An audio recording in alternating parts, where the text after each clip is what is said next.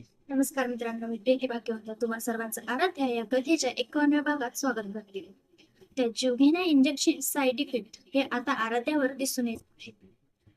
आराध्याची ती परिस्थिती पाहून आकाश स्वतःला कसा सावरणार, आकाशची अवस्था ही काय होणार आहे हे आपण आजच्या भागात पाहणार.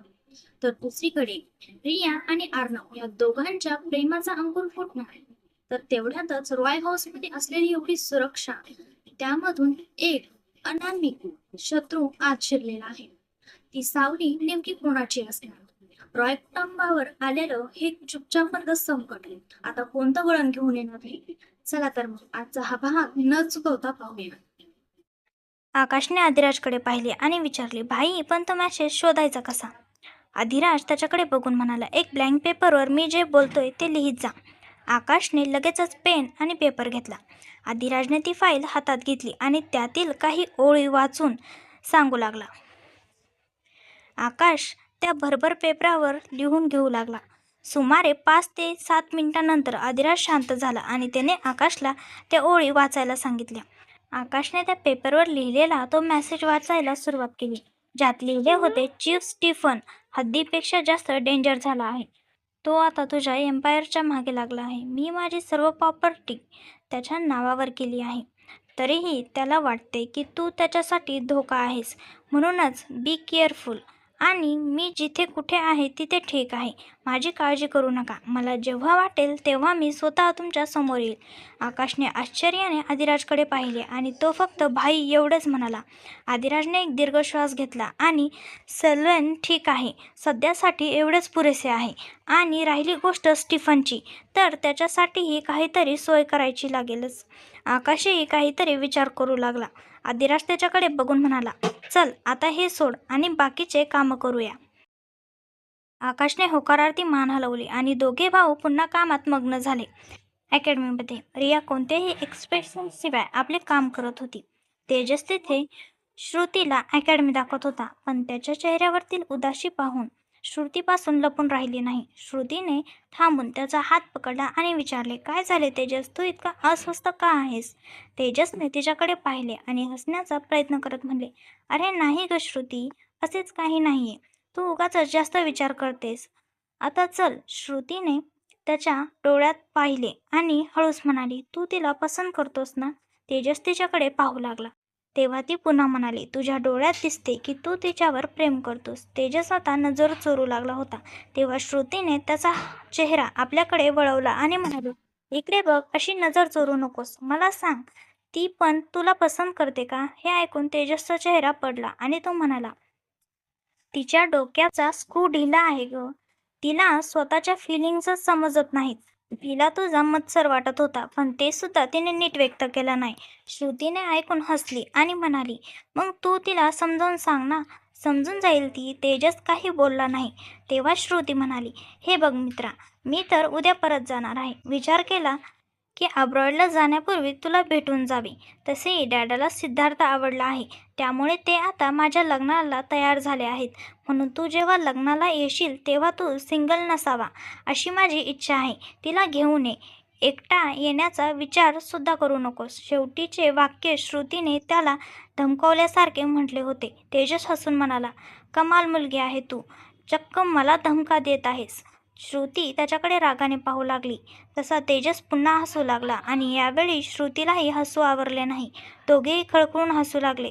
तिथून जात असलेली रियाने जेव्हा त्या दोघांना असे पाहिले तेव्हा तिच्या काळजात पुन्हा एकदा एक कळ उठली आणि ती तिथून पटकन निघून गेली. श्रुतीची नजर तिच्यावर पडली. ती तेजसला म्हणाली, तुझ्या मिस सिरियसने पुन्हा एकदा आपल्याला चुकीचे समजले आहे. तू जा तिच्याकडे, मी अकॅडमी स्वतः फिरून बघते. तेजसने तिच्याकडे पाहिले आणि तिचे गाल ओढून म्हणाला, आय लव्ह यू मेरी जान. ऋतूने आपले गाल सोडून घेतले आणि त्याला धमकावत म्हणली, फालतू बकवास नको करू. जर सिद्धार्थात समजले तर तो तुझे तोंड फोडेल. तेजस दात दाखवत म्हणाला, काय ग, का धमक्या देतेस? श्रुती म्हणाली, आता लवकर जा. तेजस लगेचच तिथून धावत सुटला आणि श्रुती हसून त्याच्याकडे बघत राहिली. तेवढ्यात तिचा फोन वाजला. सिद्धार्थचा कॉल होता. तिने हसून कॉल उचलला आणि ती त्याच्याशी बोलू लागली. रॉय हाऊसमध्ये आज घरात आराध्या, नव्या, श्रेया, तन्वी आणि नव्या एकत्र बसून गप्पा मारत होत्या. आरू आपल्या वॉकरमध्ये बसून इकडे तिकडे फिरत होती. आराध्याने तन्वीकडे पाहिले आणि म्हणाली, तसे तुला माहिती आहे का, तुझ्या भावाचा मूड आजकाल बदललेला वाटतोय. तन्वीने तोंड वाकडे करून विचारले, त्याला काय झाले आता? मी काही बोलायला गेले की तो माझी चेष्टा करायला आणि मला चिडवायला लागतो. तिच्या बोलण्यावर सगळे हसू लागले. तन्वी अजून चिडली. आराध्या हसून म्हणाली, अगं तन्वी, मी त्याबद्दल बोलत नाहीये. खरं तर मला वाटते की तो रियाला पसंत करू लागला आहे. हे ऐकताच सगळे आश्चर्याने पाहू लागले. आराध्या पुढे म्हणाली, खरं सांगते, सिंगापूरमध्ये सुद्धा मला हे जाणवले होते आणि इथेही. मला वाटते की तो तिला चाहू लागला आहे. हे ऐकून नव्या हसली. तिला रियासाठी आनंद झाला होता. तिला माहीत होते की तेजस चांगला मुलगा आहे आणि रिया त्याच्यासोबत हॅप्पी राहील. तेवढ्यात तन्वी आश्चर्याने म्हणाली, हो, भाईने मला काही सांगितले नाही. आराध्या म्हणाली, कदाचित त्याने अजून रियाला सुद्धा सांगितले नसेल. तन्वी, आधी त्याला कन्फर्म करू दे. तू तर आधीच त्याच्यावर तुटून पडतेस. तन्वी शांत झाली. तेवढ्यात आरू आपल्या छोट्या पावलाने चालत नव्याजवळ गेली. नव्याने तिला हसून आपल्या मांडीवर घेतले. आरूने नव्याचा चेहरा आपल्या हातात पकडला. नव्याने तिचा तो छोटासा हात हातात घेत त्याचे केस घेतले. आरूसुद्धा हसली. आराध्या त्या दोघांना पाहून हसली. पुन्हा अकॅडमीमध्ये तेजस रियाच्या मागे आला. तेव्हा ती अकॅडमीच्या टेरेसवर भिंतीजवळ उभी दिसली. तेजसने तिच्याकडे पाहून हलके हसून म्हटले, मी सिरियस, उडी मारून जीव देण्याचा विचार आहे का? बोलता बोलता तो तिच्या जवळ आला होता. रिया गप्पच होती. तेजसने खाली वाकून पाहिले आणि म्हणाला, तसे इथून पडली तर मरणारही नाहीस, पण हातपाय नक्कीच तुटतील. रियाने त्याच्याकडे रागाने पाहिले आणि रागाने म्हणाली, तुम्हाला तुमच्या बेस्ट फ्रेंडसोबत असायला हवे होते. इथे काय करत आहात? तेजसने तिला टीज करण्यासाठी नॉटी अंदाजात म्हटले, मला वाटते कोणीतरी जळत आहे. मी बरोबर बोलतोय ना? रियाने तोंड फिरवून घेतले. तेव्हा तो हसून म्हणाला, तसे माझी बेस्ट फ्रेंड तिच्या होणाऱ्या हजबंडसोबत बिझी आहे. हे ऐकताच रियाने लगेचच त्याच्याकडे पाहिली. तेजस हसून तिच्याकडे बघत होता. रियाने नजर वळवली, पण तेजसच्या या बोलण्याने तिच्या मनात खूप शांतता मिळाली. तेव्हा तेजस पुढे म्हणाला, तसे तुला जळण्याची गरज नाही. मी तुझ्यावर कधीही गिवअप करणार नाही. तुला हवे असो वा नसो, मी तुला माझी बनवूनच राहील. रियाने तेजसकडे पाहिले. तो हसून तिच्याकडे बघत होता. अचानक तेजसने तिला कमरेतून पकडून आपल्याकडे खेचले आणि रिया त्याच्या छातीशी येऊन धडकली. ती हैराण होऊन तेजसकडे बघत होती. तेजस तिच्या डोळ्यात पाहून म्हणाला, माझ्यापासून दूर पळणे आता बंद कर, कारण मी तुझा पाठलाग कधीच सोडणार नाही. तू मला आता तडपवण्याचे असेल तर बेशक तडपव, पण लक्षात ठेव, मी या सगळ्यांचा हिशोब व्याजासहत घेईल. रिया आश्चर्याने त्याच्याकडे बघू लागली आणि दूर होण्याचा प्रयत्न करू लागली, पण तेजसने तिला सोडले नाही. उलट अजून जवळ घेतले. रिया दूर होण्यासाठी त्याच्या छातीवर हात मारून ढकलण्याचा प्रयत्न करत होती, पण सर्व वेस्ट. शेवटी तिने तेजसला घुरले. तेव्हा तेजस पटकन तिच्या चेहऱ्याकडे झुकला. रियाने घाबरून आपले डोळे बंद केले आणि आपल्या हातांनी तेजसची टी शर्ट मुठीत धरली. तेजसने एकदा तिच्या मिटलेल्या डोळ्याकडे पाहिले आणि मग तिच्या गुलाबी ओठांकडे पाहिले. त्याला वाटले की एकदा हळूच तिचे ओठ किस करावे. त्याला त्याची ती ॲक्सिडेंटली किस आठवली, पण रियाची घबराट पाहून त्याने ओठाचा रस्ता बदलला. त्याने हळूच रियाच्या कपाळावर किस केले. त्या स्पर्शाने रिया आतून शहरली. काही वेळाने तेजसने तिला सोडले. रियाने डोळे उघडले आणि ती तिथून लगेचच पळून गेली. तेजस हसून तिच्याकडे बघत राहिला. तो क्षण रियासाठी त्याची ओढ अजून वाढवून गेला होता. तोही हसत तिच्या मागे गेला. संध्याकाळी सगळे घरी परतले होते, पण संध्याकाळपासून आराध्याची तब्येत खराब झाली होती. तिला अस्वस्थ वाटत होते आणि सारखा घाम येत होता. जसे तसे सावरून तिने सर्वांसोबत डिनर केला. मग तिने श्रेयाकडे पाहून म्हटले, वहिनी, आज तुम्ही आरूला तुमच्याकडे झोपून घ्या. मला माझी तब्येत ठीक वाटत नाहीये, काहीतरी विचित्र वाटतंय. श्रेयाने काळजीने विचारले, काय झाले आराध्या? तू ठीक तर आहेस ना? मी समर्थाला सांगून चेक करायला. आराध्याने तिला शांत करत म्हटले, नको वहिनी, त्याची गरज नाही. फक्त तुम्हाला आरूला सांभाळा. माझ्यामुळे त्याची झोप डिस्टर्ब नको व्हायला.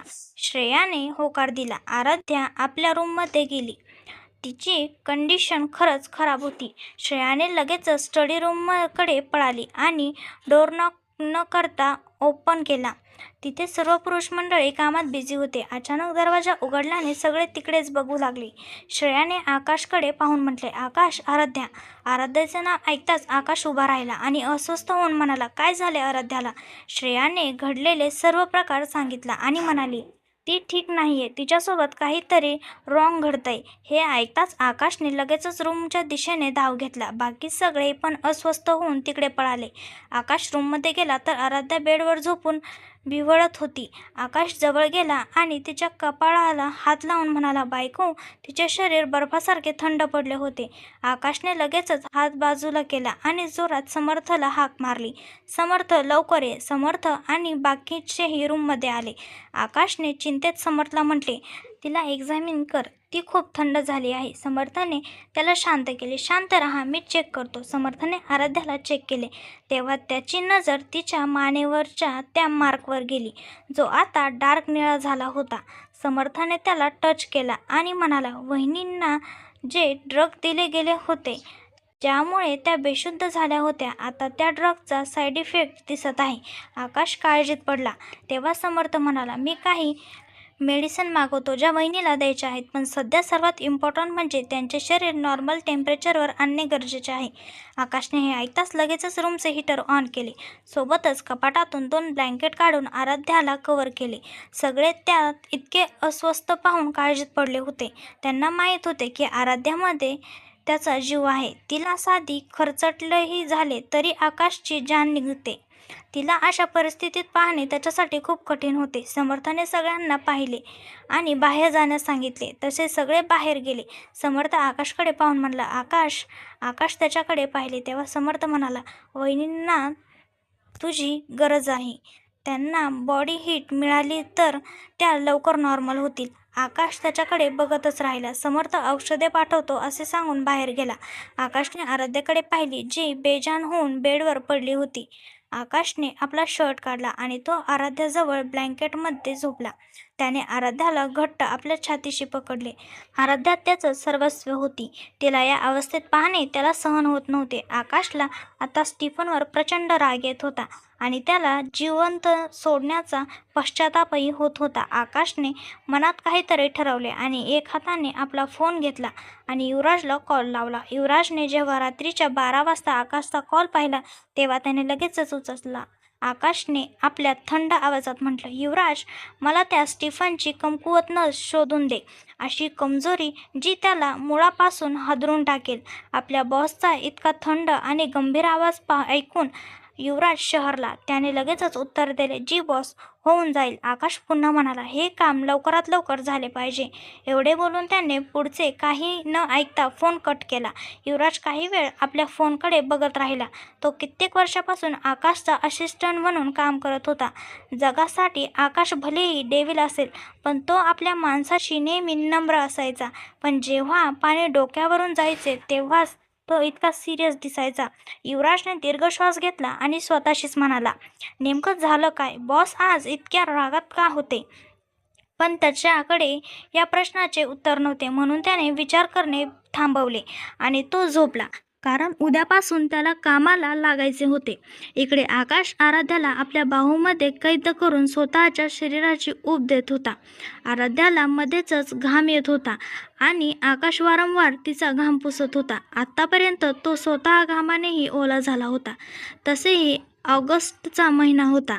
त्यात त्याने हीटर ऑन केले होते आणि वरून 2 ब्लँकेट ओढून घेतल्या होत्या. आकाशने आराध्याच्या ओठांकडे पाहिले, जे शरीर थंड पडल्यामुळे निळे झाले होते. त्याने हळूच तिच्या ओठावर आपले ओठ टेकवले आणि एक सॉफ्ट किस केला. पण मग तिच्या गालावर हात फिरवत तो म्हणाला, आय एम सॉरी बायको, तुला यावेळेस प्रोटेक्ट करू शकलो नाही. नको असूनही तो स्टीफन तुझ्यापर्यंत पोहोचला. पण प्रॉमिस करतो, त्याने जे केले त्याची सजा त्याला नक्कीच देईल. असे बोलून त्याने पुन्हा एकदा तिच्या कपाळावर किस केले. आराध्या मात्र निश्चित त्याच्या कुशीत पडून होती. रात्री जवळजवळ 3 वाजता आराध्याच्या बॉडीचे तापमान नॉर्मल झाले. तेव्हा कुठे आकाशने सुटकेचा श्वास सोडला. त्याने आता आराध्याला नीट झोपवले. तिला ब्लँकेटने कव्हर केल्या आणि हीटर ऑफ केले. पुन्हा तिच्या जवळ येऊन तोही झोपला. पूर्ण रात्र तो जागाच होता. आता तिला ठीक पाहून त्याला दिलासा मिळाला होता. म्हणूनच त्यालाही थोडी विश्रांती घ्यायची होती. आराध्याला बघता बघता कधी त्याचे डोळे लागले हे त्यालाही समजले नाही. इकडे रणजितची झोप एक आवाजाने उघडली. जणू काहीतरी जमिनीवर पडून तुटले असावे. त्याने लगेचच पाहिले तर बाल्कनीमध्ये त्याला एक सावली दिसली. तो पटकन तिकडे धावला आणि बाल्कनीचा दरवाजा उघडला, पण तिथे कोणीच नव्हते. त्याने इकडे तिकडे वाकून पाहिले, पण तरीही तिथे कोणीच दिसले नाही. त्याच्या कपाळावर आढ्या आल्या, कारण तो त्याचा भ्रम नक्की नव्हता. तो पटकन आत गेला आणि बाल्कनीत लॉक केली. त्याने एकदा अवनी आणि गोलूकडे पाहिले, जे शांत झोपलेले होते, आणि तो बाहेरच्या बाजूला निघाला. त्याने लगेचच जाऊन डॉक्टर समर्थच्या रूमचा दरवाजा वाजवला. 2-3 वेळा दरवाजा वाजवल्यावर तन्वी झोपेतच डोळे बंद करून समर्थला धक्का देत म्हणाली, समर्थ, बघ ना कोण आहे. समर्थने तिचा हात बाजूला करत म्हटले, तू बघ ना कोण आहे. पण तन्वी चेहऱ्यावर उशी घेऊन पुन्हा झोपी गेली होती. रणजितने पुन्हा दरवाजा वाजवला तेव्हा समर्थला उठावेच लागले. त्याने उठून दरवाजा उघडला. रणजितला पाहून त्याची झोप उडाली. त्याने विचारले, काय झाले, तू यावेळी इथे? रणजितने गंभीरपणे म्हटले, कोणीतरी घरात शिरले होते. समर्थ आश्चर्याने त्याच्याकडे पाहू लागला. तेव्हा तो पुन्हा म्हणाला, माझ्या रूमच्या बाल्कनीमध्ये मला कोणाची तरी सावली दिसली, पण बाहेर जाऊन पाहिले तर कोणीच नव्हते. समर्थ म्हणाला, चल CCTV चेक करूया. समर्थने लगेचच आपला लॅपटॉप घेऊन आला आणि दोघे थोड्या वेळापूर्वीचे फुटेज बघू लागले. अंधारात त्यांना एक व्यक्ती दिसली, ज्याने आपला चेहरा मास्कने झाकला होता. त्याचे फक्त डोळे दिसत होते. त्या माणसाने एकदा डोके वर करून कॅमेऱ्याकडे बघितलेसुद्धा होते. त्या दोघांच्या भुवया उचवल्या. घरात इतकी सुरक्षा असूनही कोणीतरी आत शिरले होते. रणजितने रागात लॅपटॉप बंद केला आणि बाहेर निघाला. समर्थही त्याच्या मागे होता. रणजितने सर्व गार्ड्सना लॉनमध्ये येण्याचे आदेश दिले. थोड्याच वेळात सर्व गार्ड्स ओळीत येऊन उभा राहिले. रणजितने रागाने त्यांच्याकडे पाहिले आणि आपल्या थंड आवाजात म्हणाला, तुम्ही सगळे ऑन ड्युटी झोपला होतात का? हे ऐकून सगळे हैराण झाले, पण कोणाचीही नजर वर करून बघायची हिंमत झाली नाही. तो पुन्हा ओरडला, तुमच्या सगळ्यांच्या असण्यानंतरही एक अनोळखी माणूस घरात शिरला आणि तुमचा पत्ताही लागला नाही. हे कसे झाले? आकाशने तुम्हाला पर्सनल ट्रेनिंग देऊन सुरक्षेसाठी ठेवले आहे, पण ही तुमची सुरक्षा आहे का? इतक्या हाय सिक्युरिटीनंतर कोणीही घरात शिरतो, याचा अर्थ काय समजू मी? त्याचा आवाज कोणालाही घाबरण्यासाठी पुरेसा होता. रणजितने पुढे म्हटले, मी तुम्हा सगळ्यांना पुन्हा ट्रेनिंग कॅम्पला पाठवत आहे आणि तिथून नवीन टीम येईल. तो हे बोलून जाणार इतक्यात सिक्युरिटी हेड घाबरत म्हणाला, रणजित बॉस. रणजितने वळून पाहिले तर तो नजर झुकवत म्हणाला, बॉस, पूर्ण टीम अलर्ट होती. आमच्याकडे कोणतीही चूक झाली नाही. अशी परिस्थिती कोणीही येणे शक्य नाही, आणि जर असे झाले असेल तर याचा अर्थ? रणजितने त्याच्याकडे पाहिले आणि त्याचे बोलणे तोडत म्हणाला, शोधा त्याला. गार्ड्सने जी बॉस म्हटले. रणजितने पूर्ण टीमला अलर्ट राहण्यास सांगितले. सगळेजण पुन्हा आपल्या जागी गेले. रणजितने सिक्युरिटी हेडला म्हटले, शोध काढा. घराचा भेदी कोण आहे आणि त्याचा हेतू काय आहे? रणजित काळजी घेत सांगून समर्थसोबत आत गेला. समर्थने विचारले, काय वाटते तुला? कोण असू शकते? रणजित म्हणाला, काही सांगता येत नाही. फुटेजमध्ये फक्त त्या माणसाचे डोळे दिसले होते. समर्थही विचारात पडला. रणजितने त्याला म्हटले, तू जा आणि झोप. तसेही तू उशिरा आला होतास आणि सकाळी लवकर निघायचे आहे. समर्थने त्यालाही आराम करायला सांगितले आणि तो आपल्या रूमकडे गेला. रणजित जेव्हा रूममध्ये आला तेव्हा अवनी बेडवर बसली होती. तिला जागी पाहून रणजित म्हणाला, काय झाले? तू का उठली? अवनीने विचारले, तुम्ही कुठे गेला होतात? रणजितने तिच्या केसावरून हात फिरवत म्हटले, इथेच बाहेर होतो. तू का जागी झाली? अवनी त्याच्या छातीशी लागली, पण काही बोलली नाही.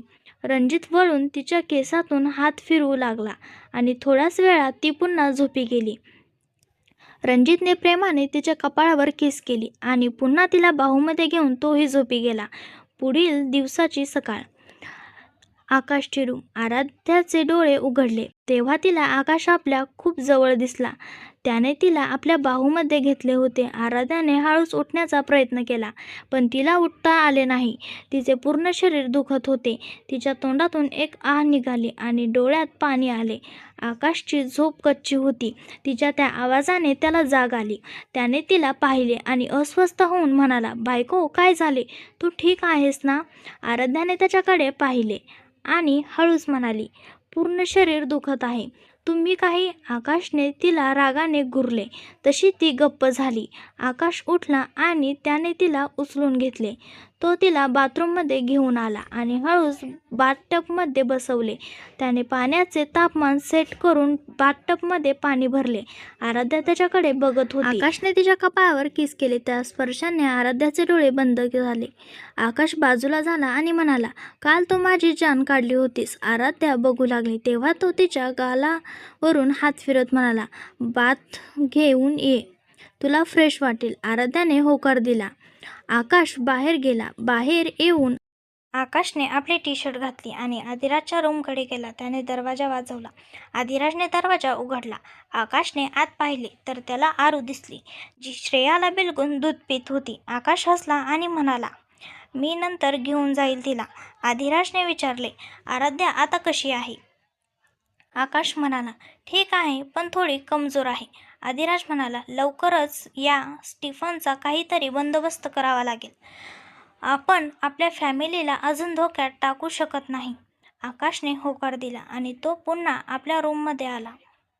आराध्या आंघोळ करून बाहेर आली.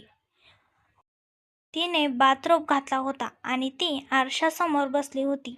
तिची नजर आपल्या मानेच्या त्या खुणेवर गेली, जी बाथरोबमधून थोडी दिसत होती. तिने बाथरोब थोडा बाजूला केला आणि त्या खुणेला स्पर्श केला. वेदनेची एक लहर तिच्या शरीरातून धावली. आकाश तिला कधीपासून बघत होता. त्याने तिच्याकडे पाऊल उचलले. तो तिच्या जवळ गेला आणि वाकून तिच्या मानेच्या त्या खुणेवर आपले ओठ टेकवले. आराध्याचे डोळे मिटले. आकाश म्हणाला, हे सुद्धा ठीक होईल. खून आहे, हळूहळू जाईल, काळजी नको करू. आराध्या हलके हसली. तेव्हा आकाश तिला आपल्या आराध्याकडे वळून म्हणाला, तू तयार हो, मी शॉवर घेऊन आत्ता येतो. आराध्याने होकार दिला. ती लवकर तयार झाली आणि गोलू आणि आरूला बघायला गेली. आरू अजूनही श्रेयाकडे होती. श्रेयाने आराध्याला पाहून विचारले, आता कशी आहे तू? आराध्या हसून म्हणाली, ठीक आहे वहिनी. तेवढ्यात आरूने आराध्याचा आवाज ऐकून तिच्याकडे पाहिले आणि उभी राहण्याचा प्रयत्न करत आपले दोन्ही हात पसरून म्हणाली, मम्मा. आराध्याने तिला उचलून घेतले आणि तिच्या गालावर किस करून म्हणाली, काय आरूने मोठी आईला त्रास दिला का? आरूने डोळे मिचकून कधी आईकडे तर कधी श्रेयाकडे बघून म्हणाली. श्रेया म्हणाली, बिलकुल नाही, आपली प्रिन्सेस तर खूप गोड आहे. आरू खळखळून हसली आणि त्या दोघींच्या चेहऱ्यावरही हास्य आले. थोड्या वेळाने सगळे ब्रेकफास्ट टेबलवर बसले होते. रणजित आणि समर्थने रात्रीची गोष्ट कोणालाही सांगितली नव्हती. नाश्ता करता करता सगळे इकडे तिकडे गप्पा मारत होते. तिथे तेजसच्या नजरा रियावर होत्या, जे घरातील सर्व स्त्रिया नोटीस करत होत्या. रिया तर घाबरून मान सुद्धा वर करू शकत नव्हती. तिने तेजसच्या पाठीवर एक थाप मारली तसा तो भानावर आला. तन्वी म्हणाली, आता काय, नाश्त्याच्या ऐवजी डोळ्यांनी तिलाच खाऊन टाकणार आहेस का? सगळे आश्चर्याने तन्वीकडे पाहू लागले. समर्थने आपली मान हलवली आणि स्वतःशीच म्हणाला, या मुलीचा तर काही भरोसा नाही, कधी काय कोणासमोर बोलेल. इकडे तेजस गडबडला होता आणि रियाला मात्र कुठेतरी जाऊन लपावेसे वाटत होते. गोलूने आत अर्णवकडे पाहिले, जो तेजसकडे बघत होता. गोलूने अर्णवचा शर्ट ओढून अर्णवला खाली वाकून तेव्हा गोलू हळूच म्हणाला, काय तुम्ही सुद्धा नाश्त्याच्या ऐवजी तेजस काकांना खाणार आहात का? गोलूचा आवाज इतका मोठा होता की सगळ्यांनी ते ऐकले आणि सगळेजण हसायला लागले. सगळ्यांनी हसत खेळत नाश्ता केला आणि आपापल्या कामाला निघाले. तर मित्रांनो, आजच्या भागात आपण पाहिलं की आकाशने आपल्या प्रेमाच्या उभेने आराध्याला मृत्यूच्या जबड्यातून सोडून आणलेला आहे. तर मित्रांनो, दुसरीकडे रणजित आणि समर्थ या दोघांच्या हाती लागलेली ही फुटेज नक्की रॉय कुटुंबाची शांतता हिरावून घेणार का? आणि घरामध्ये लपलेला तो भेदी नक्की कोण असणार? आणि आकाशने स्टीफनची ती कमकुवत नस शोधायला लावलेली आहे. आता ये भेटून स्टीफनचा खात्मा होणार का ते अजूनच नवीन संकटात सापडणार? हे सर्व जाणून घेण्यासाठी कथेचा पुढील भाग नक्की पहा. मी प्रीती भाग्यवंत तुमची रजा घेते. तोपर्यंत पाहत राहा आराध्य.